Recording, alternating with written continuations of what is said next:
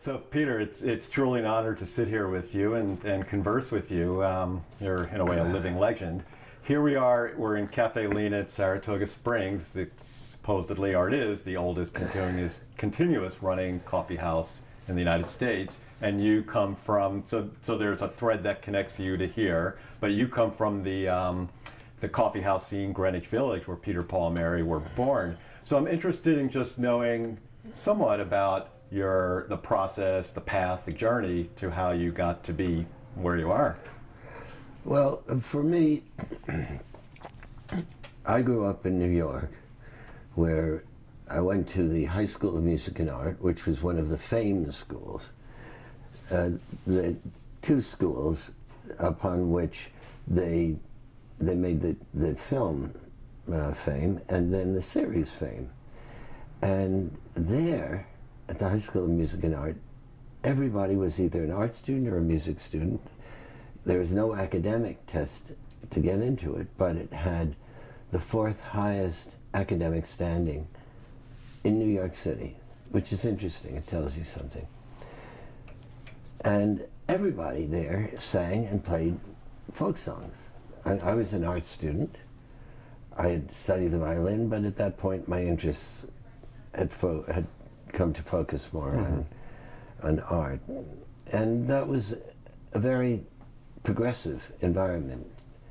Even today it would be considered so. But then, compared to the way in which people were interacting and behaving, it was enormously progressive. I mean, it was non-sexist, it was interracial, it was politically progressive.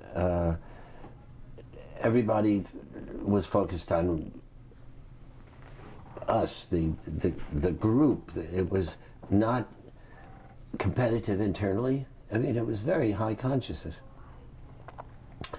And it was there that my interest in folk music blossomed.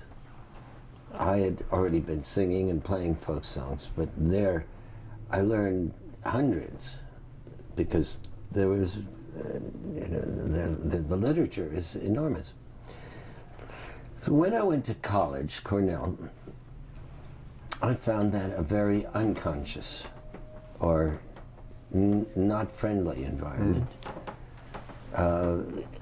in the sense that the High School of Music and Art had been. The Cornell was like all Ivy League schools and non-Ivy. It was, it was all about money and reminiscent of some of the ways in which we've changed our value system here in the United States in general. It was a lot about money and status of one's parents and the accumulation of wealth, and there was a real division between Jewish students and non-Jewish students, and the fraternity system ruled, and women were not respected as individuals, and if you were a person of color, nobody would talk to you, and there were few indeed, and most of them were on the football team. So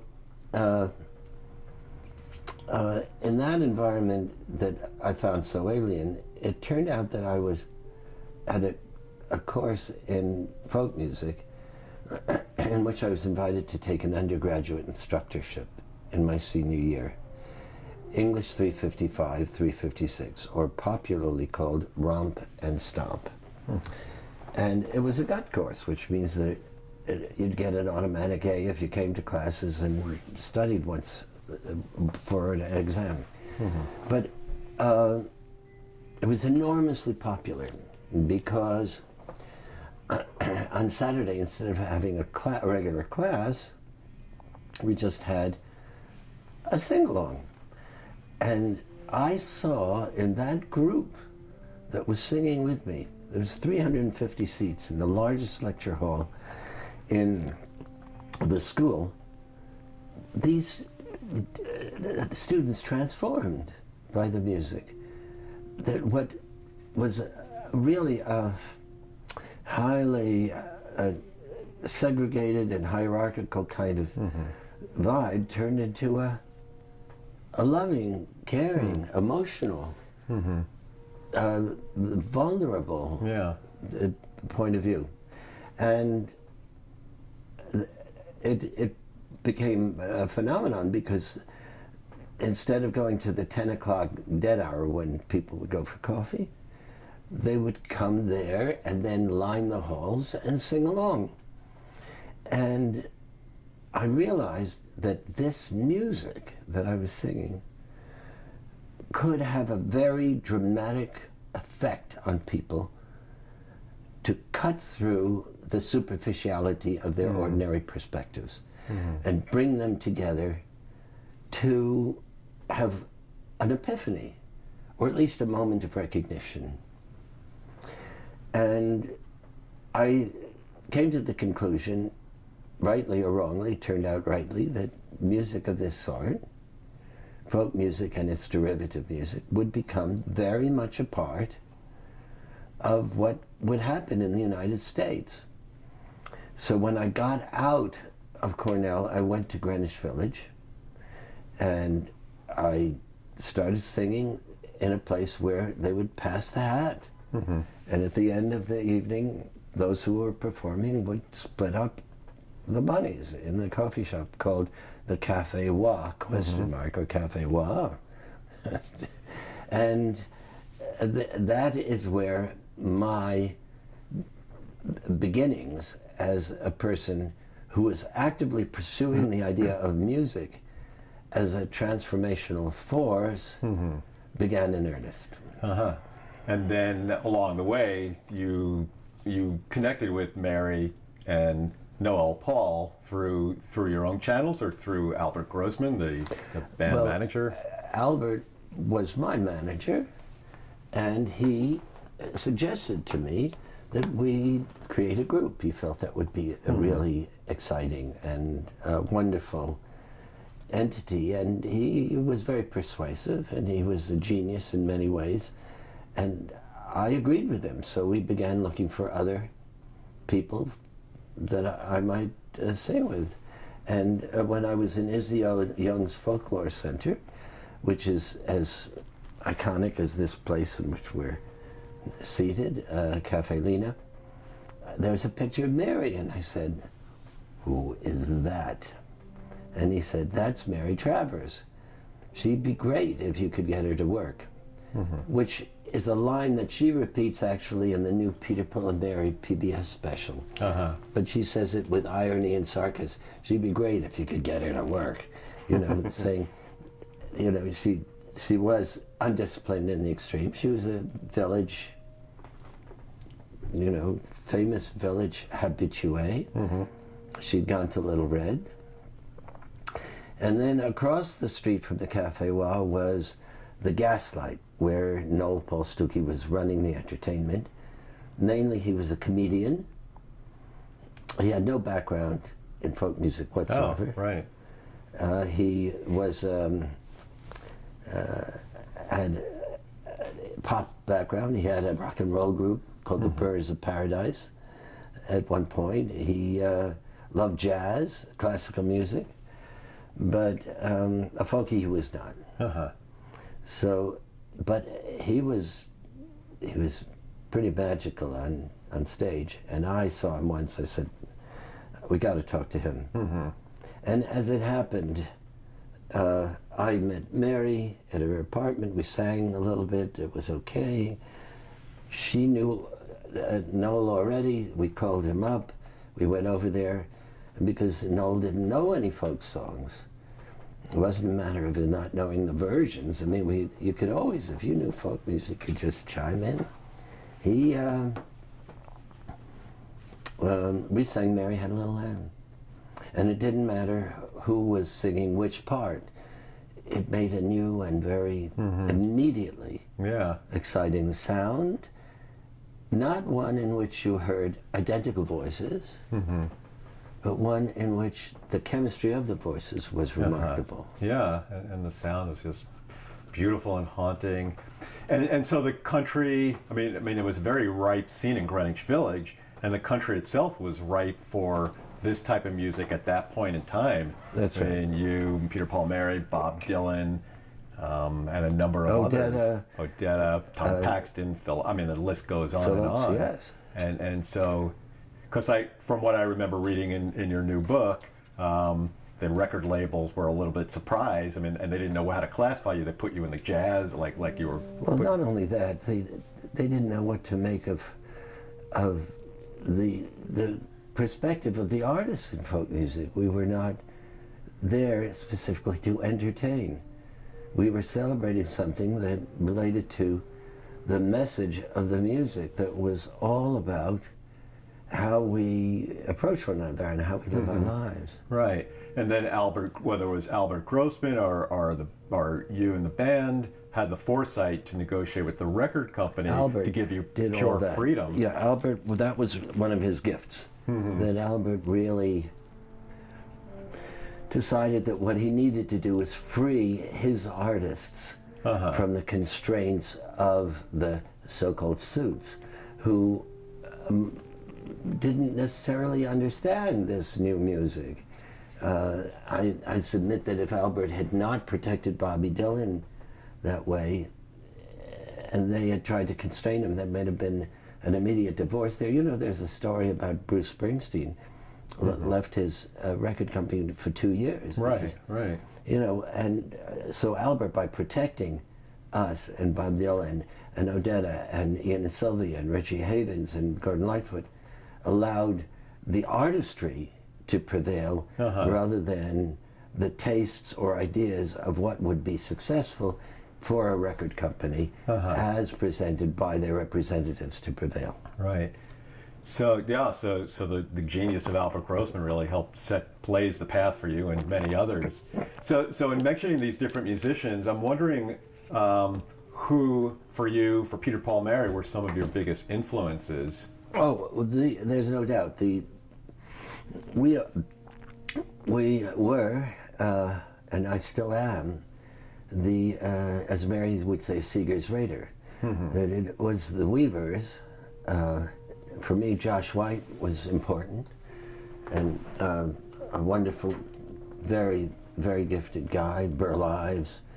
But really, in terms of connecting the music to the advocacy, they paved the way, they showed the path.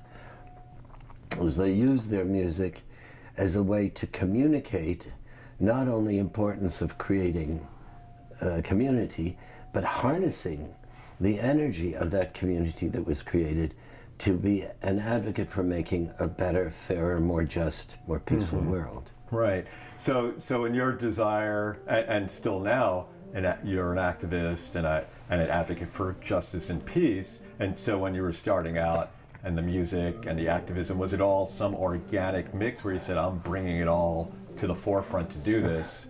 Well, as I said, when I was in Cornell, I clearly understood that this music could provide a moment of recognition, if not an epiphany, for people that would cut right through the artificiality of the kinds of notions that governed society at that time.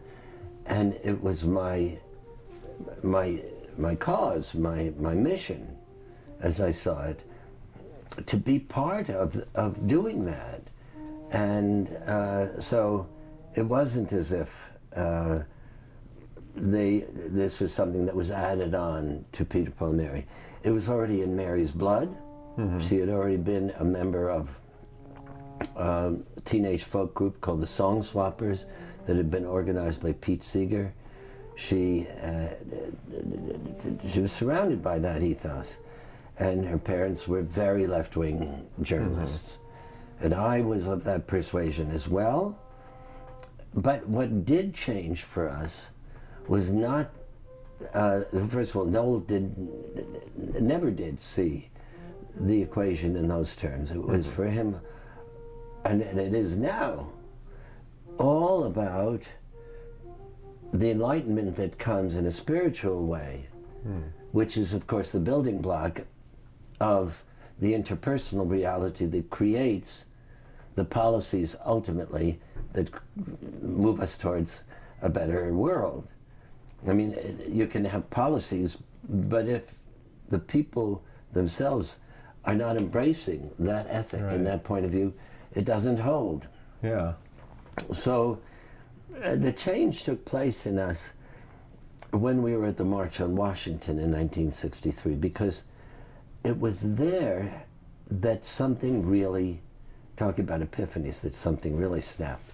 Because we realized that ordinary people, not people of wealth or people with titles or people who were leaders of industry or elected officials, ordinary people, if they gathered together with their hearts intent upon doing something, as did the 250,000 who gathered together, that they could have a remarkable power that could really inspire people and initiate a commitment to stay with a cause or an effort on a lifelong basis.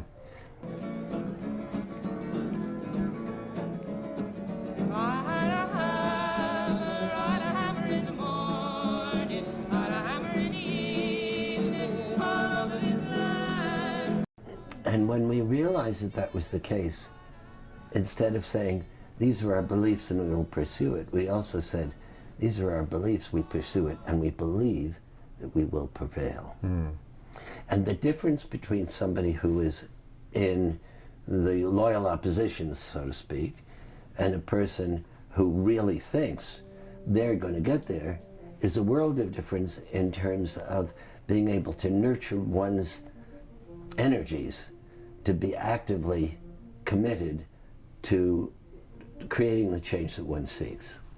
Yeah, and I think you demonstrated through your own and Peter Paul and Mary's tenacity, determination, tireless advocacy, and use of music to uplift people, the power of raising consciousness for the good of humanity. Well, Peter, Paul, and Mary certainly did so, but we were not the first to do so by any stretch of the imagination. If you just see the union movements and how music was a part of that, how people would gather strength from that. You see the early civil rights movement, where people sang not to entertain each other, but to fill their heart with courage. We did what the Weavers were doing. And, you know, this is not being humble, it's being accurate. You know, we never saw ourselves as an entity apart from the movers and shakers and luminaries that were there before we got there, whether it was a Woody Guthrie or whether it was, you know, some obscure union person that wrote a song that is still being sung. The songs, when you sing them, are none like other songs in that they are teachers of a certain kind of lesson. They have inherent in them something that springs from an authentic impulse that has touched other people, so other people sing them, and then all of a sudden you're not singing something that was promoted because somebody was paying a lot of money to get it on the airwaves, or because you've got clever ad people or whatever. You're singing something that has a history of really moving people in a way to embrace a piece of life that's authentic and real, as opposed to superficial or artificial. Right. And that's such a great point. Ruled by authenticity versus greed or fear or the desire or for avarice, power. Or yes, or desire to hurt. You know, that there's what we're really facing today is a culture that is feeding on and fascinated by the desire to and the act of hurting others. Not necessarily lions and Christians, but something akin to that, where you see people on television being humiliated, and people are getting off watching that, their discomfort, they're being crushed, and or getting on television to somehow revel in their dysfunctionality, and or their vulgarity. Mm-hmm. You know, we are, have, I'm not saying, I mean, everybody has feet of clay, but the ethos of Donald Trump, who seems to take pleasure in firing people, or at least dons that mask when he's doing it, this is encouraging people, and kids are mean, and adults are mean, and what we've lost in this culture, and the big task is to fill that black hole of empathy that has appeared, and to try and do it for adults is very difficult, because when you've been chasing the wrong rainbow for a long time, and you say, if I've got this big gold pendant here, and I go into Vegas, and everybody warmly, welcomes me, I'm a success. Mm-hmm. That's happiness. Maybe when you go to a hospice, you won't be wearing that. Mm-hmm. Maybe that's not that, but until then, maybe that's what you're going to adopt. So then where are we left?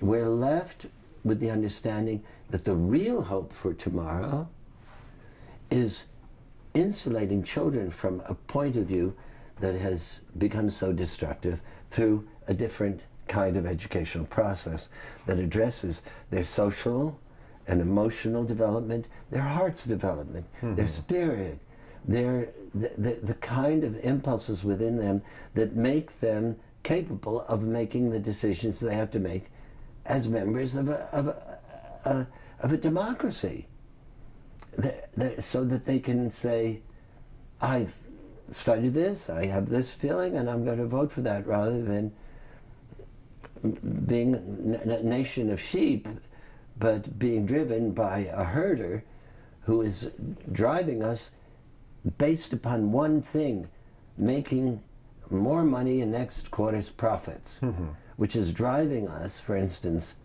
on the basis of survival, into a place of irreversible, catastrophic climate change. Now, so if you say, how am I going to stop that? Well, we need immediate efforts, but essentially what we want to do is have this next generation care about each other. If they do, then they'll care about their children and their children's children in the next 7 generations. If they don't, they'll say, me, mm-hmm. me. It's not a mentality of us. Mm-hmm. So what is this music directed at trying to achieve now? Well, it's in the schools with a program called Don't Laugh at Me. Mm-hmm. 22,000 schools in the United States. Right, which is a program you helped start, correct? I founded Operation Respect. Yeah. Yes. Yeah, it's such a great and worthwhile cause. And there's been a number of causes and programs you've started over the years. Well, with Peter Palmieri, as you know, reading the book, mm-hmm. A lot of people said, well, I know they're involved in civil rights and the anti-war, mm-hmm. but they don't know that we went to Central America, El Salvador, Nicaragua, mm-hmm. to investigate what was going on with United States support of the Duarte regime and the funding of the Contra, mm-hmm. And we were devastated by that. They don't know necessarily that we were very much part of the anti-nuke movement to stop nuclear power from going on being built, nukes being built in places like over the San Andreas Fault, And this was when everybody was assured, oh, it's safe, and that was before Chernobyl, Fukushima, and 3 Mile Island. Right. They don't know that we were there for the strawberry pickers. They don't know they were there on the women's marches. They don't know that this was not just that, but a thread that took us constantly from one effort to the next, feeding us and giving us a sense of the achievement of our mission, quite apart from selling records. Right. And so you mentioned the book. This is the new book that has just come out, Peter, Paul, and Mary, 50 Years in Music and Life. A beautiful book in coffee table style, beautiful photos all throughout the book, going over your history from your early days to now, and helping people understand the causes you were in, not just to beat your own chest, but to let people know all these things. And well, I think what John Kerry in his introduction makes it clear, knowing that this has happened is not just a recollection of the past, but it's kind of proof positive that this kind of thing has gone on and has made a difference. And it says to the next generation or to people now, we can do this. It's as much about the era in which we lived as it is about us. And the narrative that's written is, in conjunction with the photographs, is what's informative. Right. Oh, if you just to see the pictures, you know. Oh, I loved reading the book. So I'd like to ask you a couple of questions from the book, because you talk about your early days and performing, and you performed a lot for something like 10 years. And you took really strong stands. You didn't hide behind where you stood. You let it be known. And so, Mary, you have how Mary mentions in the book, there were times when she was afraid of her own, or all of your safety being on stage. Was that something? So it took a lot of courage to. Not really. When you're so young, you know, you just kind of slough off those kinds of concerns. Later on, you're more cautious. You look at before you walk down those stairs. But we never were in the kind of jeopardy that the Freedom Riders were, for instance. We never were afraid that we'd be beaten up or sat there while the police surrounded. Yeah, we had a few scary moments. I remember when we were in, when you arrived in St. Jude the night before in Montgomery, and there were some police that came into the room where we were all gathered. Harry Belafonte, who had organized all of us. There was Leonard Bernstein and Nina Simone, and Dick Gregory, and Tony Perkins, and Shelley Winters, and Peter, Paul, Mary, and some others. And in walked these cops. You know, you don't know what they're going to start doing.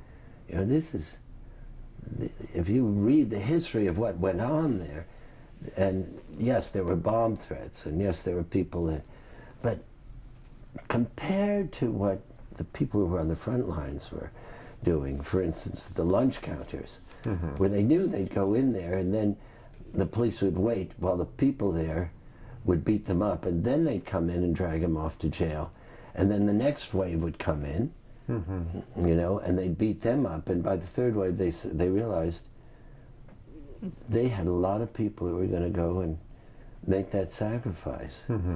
And you know about this phenomenon of, you know, police being trained to feel that if you don't obey them, it's the case today. It's not a matter of doing anything. If they say lie down and you don't lie down, you're more than likely going to be hurt, put in a chokehold, or have your arm twisted in a way that could result in an injury, or have pepper spray. The law, the way it's interpreted actively by the police and the is you're going to be in danger if they don't do what you tell them to do. They're breaking the law by not doing what you're telling them to do. It's not a matter of their having to demonstrate that they have a reason for telling you to do anything. Sit there, or you are going to be charged with breaking the law. Right. So that's a good point that you bring up, and it brings up a thread in my mind that connects from that in your book and you talk about the March on Washington, Martin Luther King, I Have a Dream speech, to our present time, because as we're filming this, we're a day removed from the Ferguson, Missouri. So there you were in 1963 doing music with the March on Washington there and hearing Martin Luther King Jr.'s galvanizing speech, inspiring so many. And here we are 51 years later, what happened in Ferguson. So what do you think of where we are with race relations in this country? Well, I think we've had extraordinary success. We have a black president. Hello? Absolutely. You know, and Washington used to go there, and unless an outdoor water fountain was designated for colored only, if you were a person of color, you couldn't use a water fountain. It was the same with bathrooms, and you couldn't vote in certain states, and there was a lynching once every 3 days on average. Enormous progress has been made. Look at it, you know, even in the media with anchor people being black and white together. But racism has emerged horrifically in other ways. I think most profoundly, and this relates to Ferguson, in terms of these private jails that are now waiting to incarcerate young blacks at an extraordinary rate, you know, far, far more frequently than whites. And their lives are destroyed after that. They have a record, and they're never going to be able to have any mobility of any sort. And it's all a coordinated system. I'm not saying by design, but that is coordinated. You know, and so we have racism in a very, very ugly, horrific way that has emerged. And that is, it's just the new face of racism. That doesn't mean that we've slipped back to where we were, but it means that this is not a job finished. And it's like the song, If I Had a Hammer. In every era, I'd hammer out a warning. I'd hammer out danger. It's the hammer of justice. If you don't protect justice, take this for a warning. It will erode. Right. If we don't protect freedom, it will erode. And what is the answer? In the song, the love between my brothers and my sisters. Yeah. And so you're right. Race relations are what we've seen from then to now has been light years ahead. I mean, the election of Barack Obama, and you write about it in your book that, you know, 1.5 million people or so were there at the inauguration. It was an exciting time. So, I mean, we're just in the dawn of hopefully something new. We just have these vestiges still of are not too far past. But it's not only a vestige, it's a reemergence in another way, you know, that now has become big business. I submit that if we didn't have private jails, this wouldn't be happening to this degree. Yeah. So it's it's a new phenomenon in certain ways. Right. I mean, it's always been that there has been oppression of, you know, of poor and economically poor and blacks, and also other minorities. But this phenomenon is the conjunction of money and racism. Right.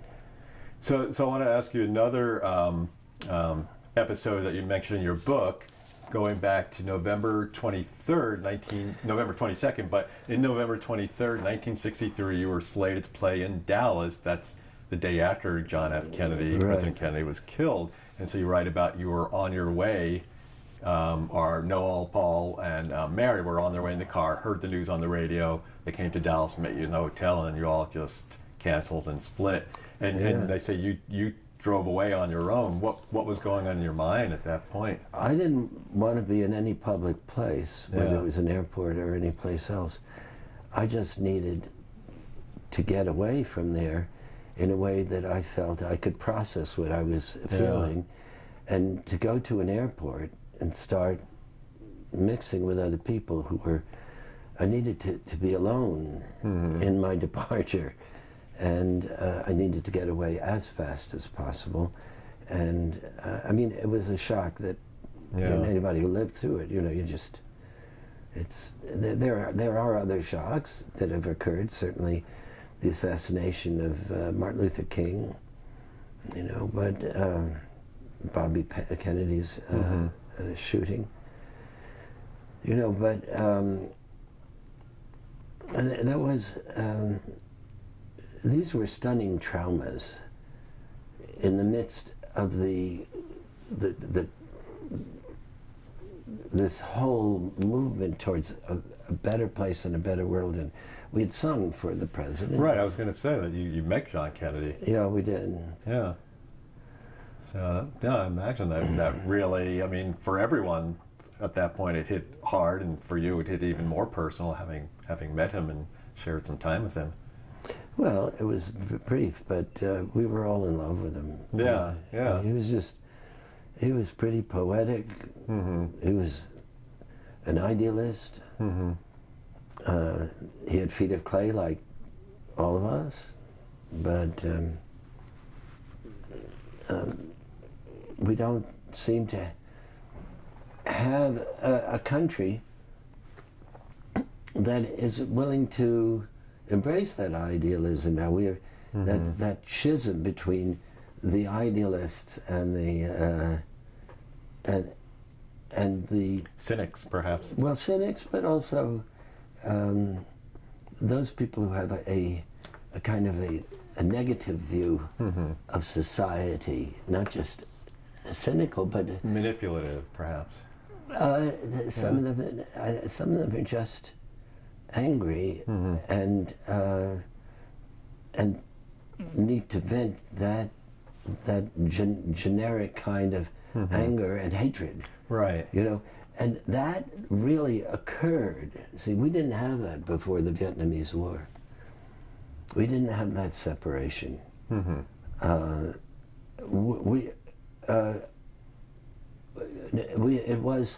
It was implicit in different points of view, but they weren't at each other's throats.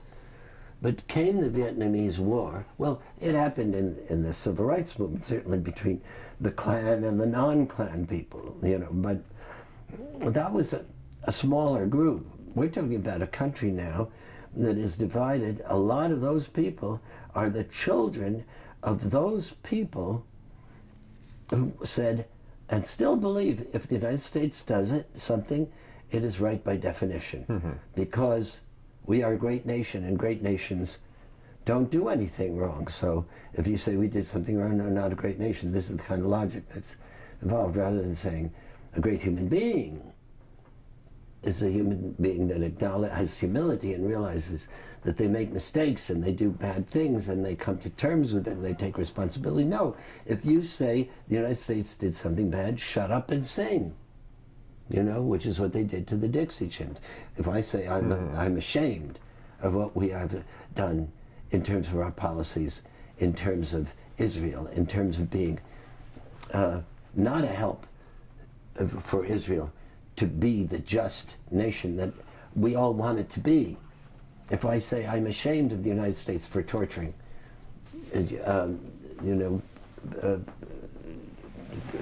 our detainees, nice Orwellian term, in Guantanamo, if I say I'm ashamed that we have allowed 1 million fracking wells to have been drilled without EPA oversight, without a thought to what, it's like the nukes.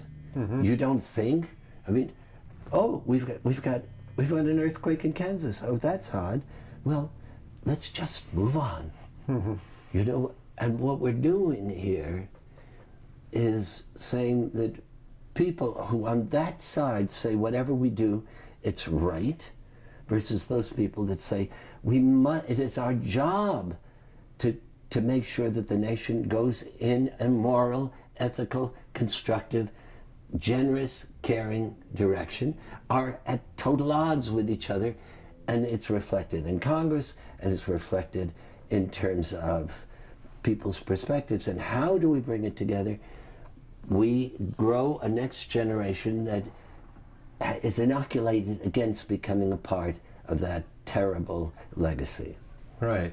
And so do you see hope for the future that that next generation is out there, or the seeds are there? For me, it's not a matter of having hope for the future. If you're involved in the struggle to make something happen, by its very nature, you're being hopeful. That's what you're doing. This is a vote for, for a belief in it. If you're sitting back and doing nothing, that's a good question to ask somebody. Are you hopeful or not hopeful? But if you're somebody watching them in the trenches doing what they can, and you say, are they hopeful? Then the question is, they say, no, I'm not hopeful. You say, well, that's peculiar behavior there, isn't it? Yeah, it really is a state of mind on the one hand, because it's really, what are you doing things that are good for you and good for others, that are good for the greater good. Well, and there is, if you do something that's good for you, in terms of a value system, that has anything to do with really ennobling the human spirit or the human character, inherent in that, you'll be doing something valuable for everybody. It is only when you adopt a moral or ethical perspective that allows you to pursue these false goals that you'll build your 400,000 square foot home that you'll visit 2 days a year and say, am I not an important person? It's only when you allow people to become multi-billionaires more and more each year, because that's the nature of how capitalism grows. Because if you have capital, you're earning money from money that has not been properly taxed to make an equitable distribution of wealth. When I was first out there with Paul and Mary, and we were very successful, that the last dollars that we paid were taxed at 90%. 90%, nobody batted an eyelash. That was the way fairness went. Right, and now people are up in arms if they're, and there wasn't an ethos about the greater good, that we were all in this together. John F. Kennedy had the line, "A rising tide lifts all boats," and now it seems it's strayed from that. But there's also the growing awareness of the people who are at it and doing good, and there's more and more of those people. I was thinking of Paul Hawken, who wrote the book Blessed Unrest: How the Largest Social Movement in History is Restoring Grace, Justice, and Beauty to the World. And he writes about the growing movements all over the world, a lot of them under the radar, and he states that there's 1 million of these organizations doing good work. So, absolutely. But the point is, who has the power, the reins of the central power? The answer to that question is those are not necessarily those under the radar groups. Right. And what we need to do is shift the balance to a tipping point whereby the overwhelming policy is driven by people with that kind of vision. Right. So which brings me to a question. Over the years, you and Peter Paul Mary have done campaign work for different candidates. Eugene McCarthy, George McGovern. You're good friends with John Kerry. You worked with his campaign. So do you think can we expect much from political leaders in terms of the transformation of society towards a greater good? Well, right now we're watching the most extraordinary gridlock, whereby the real effort is so focused on people retaining their power in office, and it's very distasteful to be there in those positions for a lot of people who have. I mean, there are great people, there Bernie Sanders, and I mean, goodness knows that we're going to lose Gary, what's his name, from Iowa? Tom Harkin. We're going to lose a lot of people now. It's wearying beyond wearying, because it's so difficult for them to get things done, and it's come to the point where in the United States you either go on a state-by-state basis to create change, or you look to the president to act in terms of executive privilege, which he's hopefully, I think he's finally figured out that they hate him. There's a group that they think he's not the president, he should be shining their shoes. And they had that point, but I don't think that he came to terms with it until just now. I think he now realizes that there is, on the part of a lot of these people, no goodwill. They don't want a black president. They want to humiliate him, embarrass him, and it doesn't matter how it affects the country. Their distaste for him and fury that he got elected and he's there is such that they're willing for the United States as a whole to take what could be a terminal hit as long as they can prevent him from being successful or recognized in any way. Yeah, it's really sad. It's embarrassing. It's horrific. It's horrific. And it is racism. Yeah. You see, and a lot of, I don't mean somebody who opposes him is a racist. I'm saying that there is racism in some of those people who don't just disagree with them, but their hatred of him is so palpable. You can recognize that there's something there that's saying, how dare he presume to be the president? And this is, you can't live with this without being dramatically affected, and I think he was affected, and I think now he may make these last 2 years as proactively energized as possible from executive privilege. Yeah, figures he has nothing thank God. to lose. I mean, to me, if I were giving him advice, if I were saying, look, this is what I think you should do. Number one, I think you should set up a system whereby anybody who is in jail for something that is no longer a crime, and he's done this to a certain degree, but he hasn't done it, I think, comprehensively enough, you're out of there.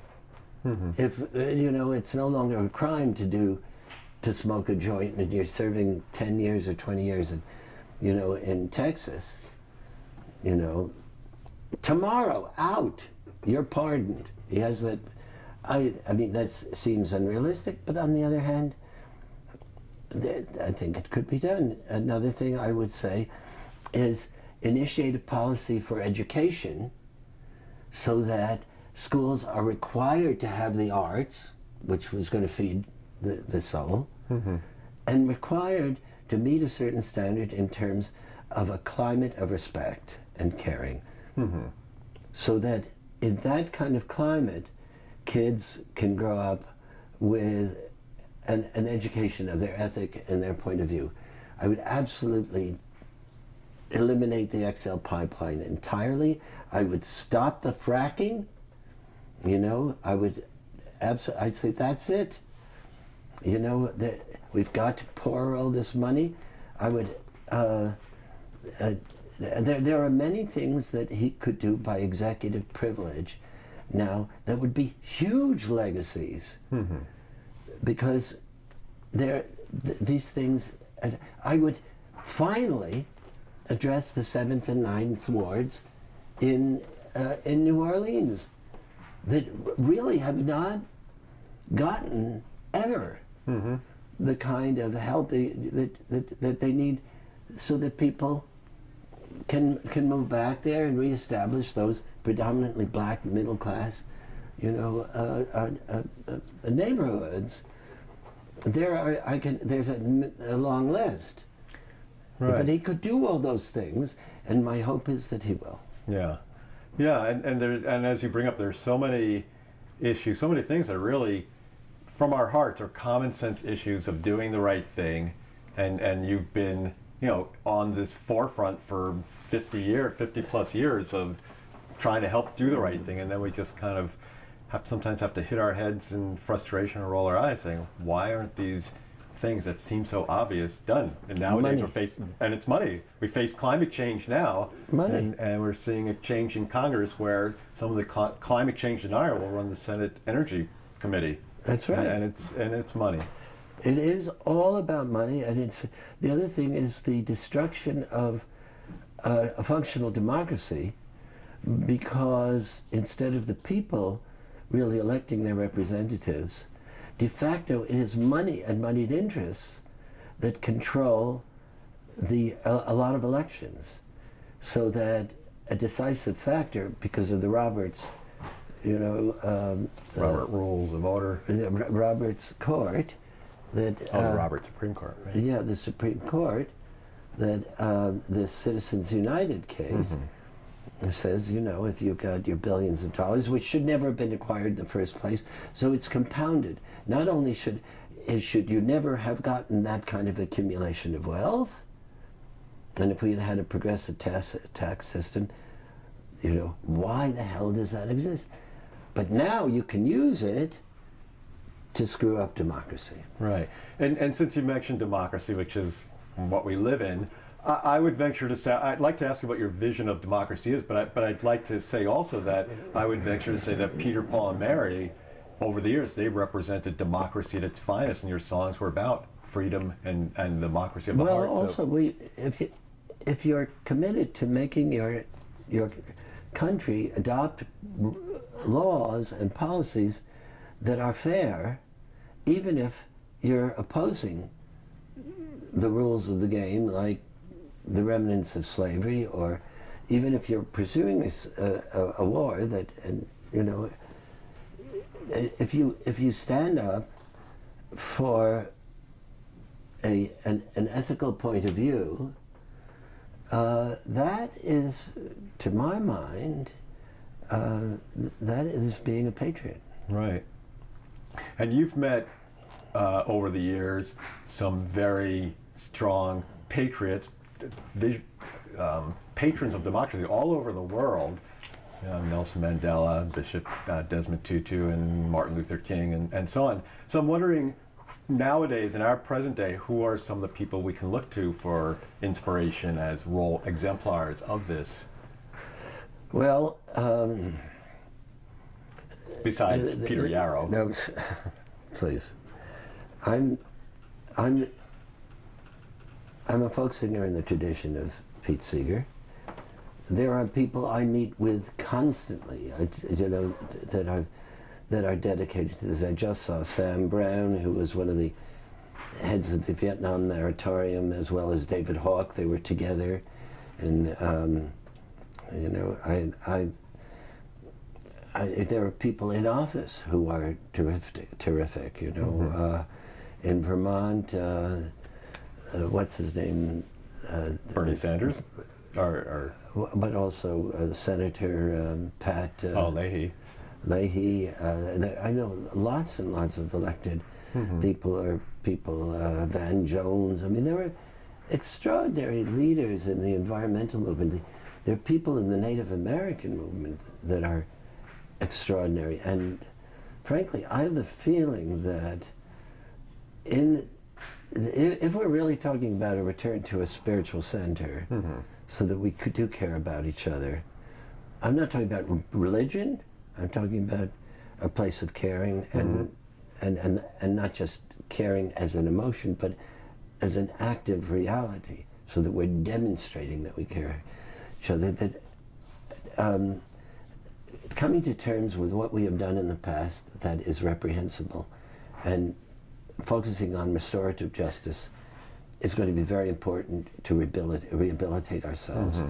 And I think that not only does it relate to the oppression of young black men, but it relates very powerfully to First Nations and to the return of the Black Hills and the respect for sacred sites.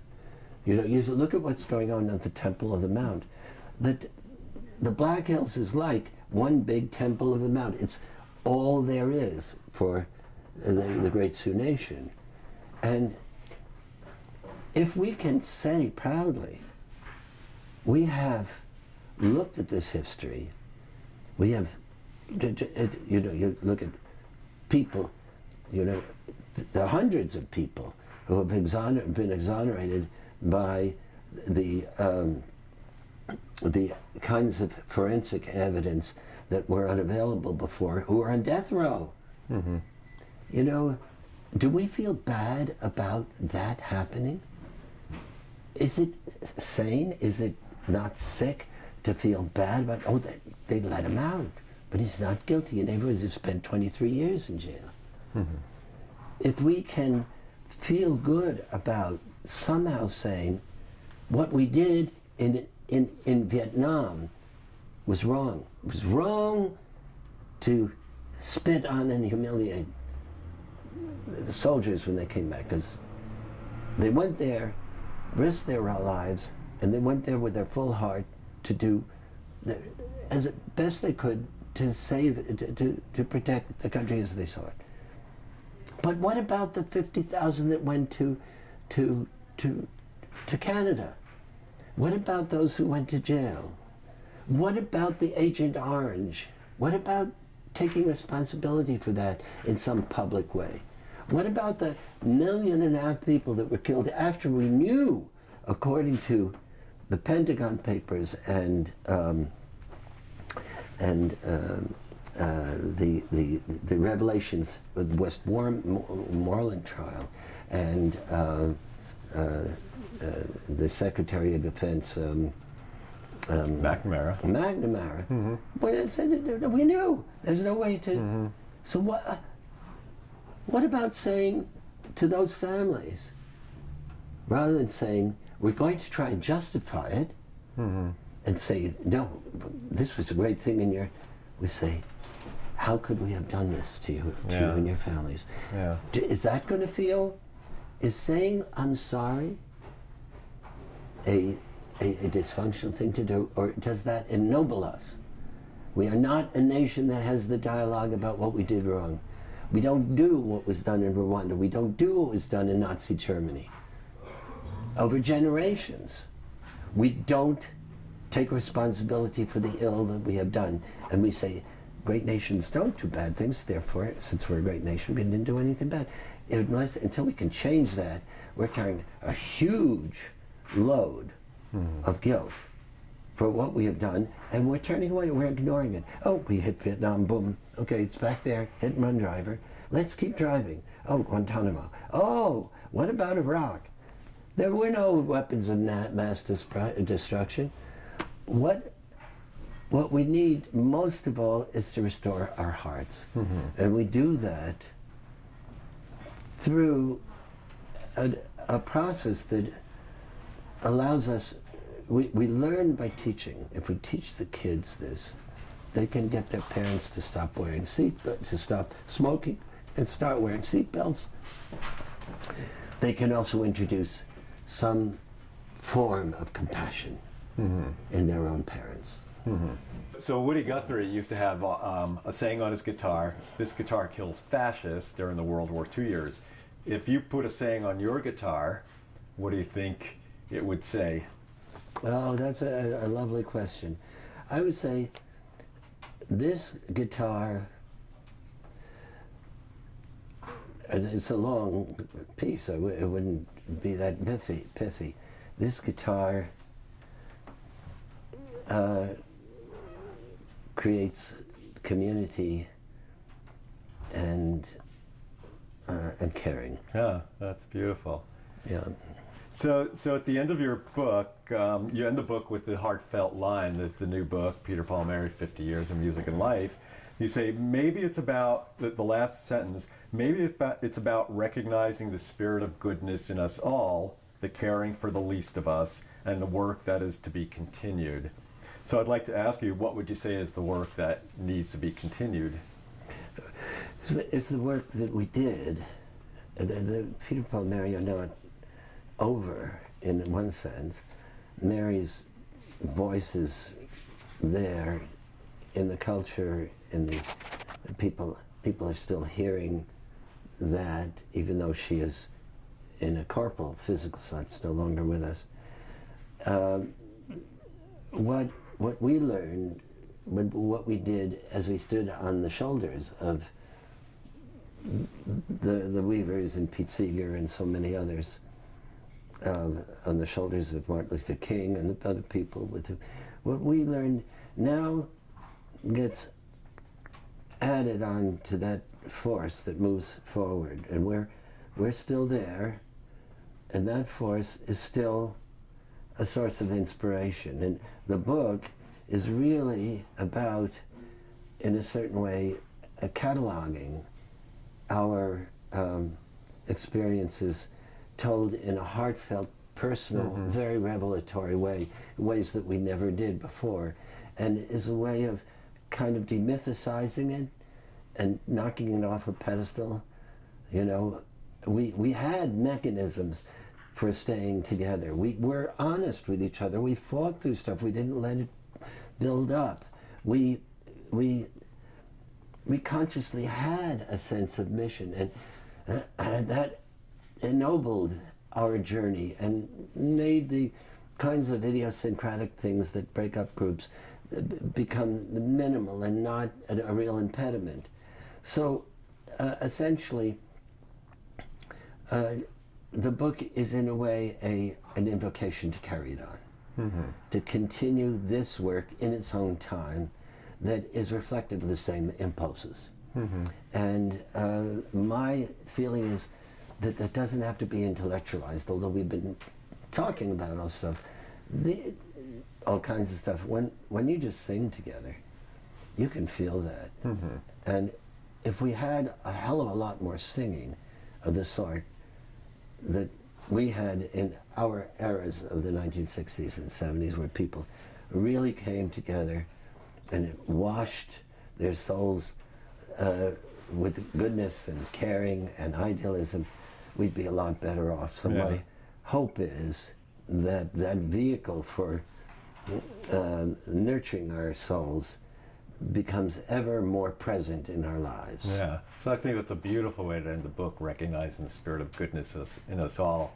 So I think the band, Peter, Paul, Mary, really, I think that's one of the things the music did, was just uplift the hearts and spirits and souls of everyone who listened to it, myself included. Thank you very much. Thank you. And we were far from alone. Yeah. It's just that the difference is, in a certain way, that as a group, you could see us treating each other that way. Right. So you lived, you walked. We became a kind of an example of that kind of exchange. Yeah. So I want to thank you so much, Peter, for your willingness to Thank you, my do brother. this. Right, Thank you so much. Right.